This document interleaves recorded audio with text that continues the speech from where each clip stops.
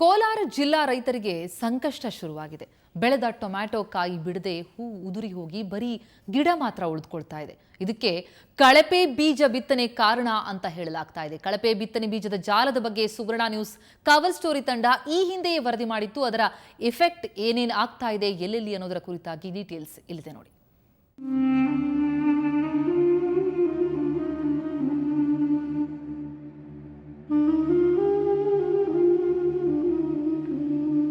ಕೋಲಾರ ಜಿಲ್ಲೆಯಲ್ಲಿ ಟೊಮ್ಯಾಟೊ ಬೆಳೆ ಹೆಚ್ಚು ಬೆಳೀತಾರೆ.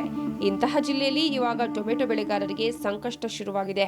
ಶ್ರೀನಿವಾಸಪುರ ತಾಲೂಕಿನ ಹರಳಕುಂಟೆ ಗ್ರಾಮದಲ್ಲಿ ರೈತರು ಲಕ್ಷಾಂತರ ರೂಪಾಯಿ ವೆಚ್ಚ ಮಾಡಿ ಬೆಳೆ ಬೆಳೆದಿದ್ದಾರೆ. ಆದರೆ ಟೊಮೆಟೊ ಕಾಯಿ ಆಗದೆ ಹೂ ಉದುರಿ ಹೋಗ್ತಿದೆ. ಇದಕ್ಕೆ ಕಳಪೆ ಬೀಜ ಬಿತ್ತನೆ ಕಾರಣ ಅನ್ನೋ ಮಾತುಗಳು ಕೇಳಿ ಬರ್ತಿವೆ. ನನ್ನ ಅನಿಸಿಕೆ ಫೈನಾಟಲ್ಲಿ ನಾನು ಇದುವರೆಗೂ 20 ವರ್ಷದಲ್ಲಿ ನನ್ನ ಅನುಭವದಲ್ಲಿ ಇಂಥ ಬೆಳೆ ನಾನು ಬೆಳೆದಿಲ್ಲ.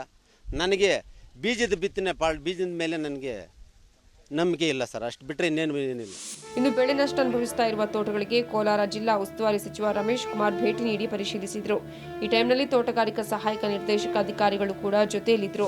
ಅವ್ರು ಕೊಟ್ಟಿರ್ತಕ್ಕಂಥ ಬೀಜ ಏನಿದೆ ಅದು ಗುಣಮಟ್ಟದ ಹೌದೋ ಅಲ್ವೋ ಅನ್ನೋ ಸಂಶಯ ಇದೆ.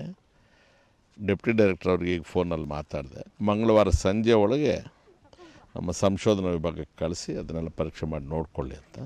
ವರದಿ ಎಲ್ಲ ಬಂದ ಮೇಲೆ ಕಂಪ್ನಿಯವ್ರನ್ನ ಕರೆಸಿ ಮುಂದಿನ ಕ್ರಮ ಏನು ಕೈಗೊಳ್ಳಬೇಕು ಅಂತ ತಿಳಿಸಿ. ಒಟ್ಟಲ್ಲಿ ಟೊಮೆಟೊ ಬೆಳೆದ ರೈತರು ಕಾಯಿ ಆಗತ್ತೆ, ಉತ್ತಮ ಲಾಭ ಬರುತ್ತೆ ಅಂತ ತಿಳಿದವರು ಈಗ ಸಂಕಷ್ಟ ಎದುರಿಸುತ್ತಿದ್ದಾರೆ. ಕಳಪೆ ಬಿತ್ತನೆ ಬೀಜ ವಿತರಣೆ ಜಾಲ ಕೋಲಾರ ಜಿಲ್ಲೆಯಲ್ಲೂ ವ್ಯಾಪಕವಾಗಿದೆ ಅಂತ ಈ ಹಿಂದೆಯೇ ಸುವರ್ಣ ನ್ಯೂಸ್ ಕವರ್ ಸ್ಟೋರಿ ತಂಡ ಎಚ್ಚರಿಸಿತ್ತು. ಇನ್ನಾದರೂ ಸಂಬಂಧಪಟ್ಟ ಅಧಿಕಾರಿಗಳು ಕಳಪೆ ಬಿತ್ತನೆ ಬೀಜಕ್ಕೆ ಬ್ರೇಕ್ ಹಾಕಿ ಸಂಕಷ್ಟದಲ್ಲಿರೋ ರೈತರಿಗೆ ನೆರವಿಗೆ ಬರಬೇಕಿದೆ. ಕೋಲಾರದಿಂದ ಕ್ಯಾಮರಾಮನ್ ಶ್ರೀನಿವಾಸ್ ಜೊತೆ ಡಿಎನ್ ಲಕ್ಷ್ಮೀಪತಿ, ಸುವರ್ಣ ನ್ಯೂಸ್. ಕವರ್ ಸ್ಟೋರಿ ತಂಡ ಸರಣಿಯಲ್ಲಿ ರಾಜ್ಯದ ಎಲ್ಲೆಲ್ಲಿ ಈ ರೀತಿಯಲ್ಲಿ ಕಳಪೆ ಬಿತ್ತನೆ ಬೀಜ ವಿತರಣೆ ಆಗ್ತಾ ಇದೆ ಅಂತ ಅನ್ನೋದರ ಬಗ್ಗೆ ಸಂಪೂರ್ಣವಾದ ಚಿತ್ರಣ ಕೊಟ್ಟಿತ್ತು. ಅದರ ಪರಿಣಾಮಗಳನ್ನು ಈಗ ಕೋಲಾರದ ರೈತರು ಕೂಡ ಎದುರಿಸ್ತಾ ಇರುವಂಥದ್ದು. ಆದಷ್ಟು ಬೇಗ ಅಧಿಕಾರಿ ವರ್ಗ ಇದಕ್ಕೆ ಸಮರ್ಪಕವಾದಂತಹ ಕ್ರಮವನ್ನು ಕೈಗೊಳ್ಳಿ, ಮತ್ತಷ್ಟು ರೈತರ ಕಣ್ಣಲ್ಲಿ ಕಣ್ಣೀರು ಹಾಕಿಸದೇ ಇರಲಿ ಅನ್ನುವಂಥದ್ದು ನಮ್ಮ ಕಾಳಜಿ.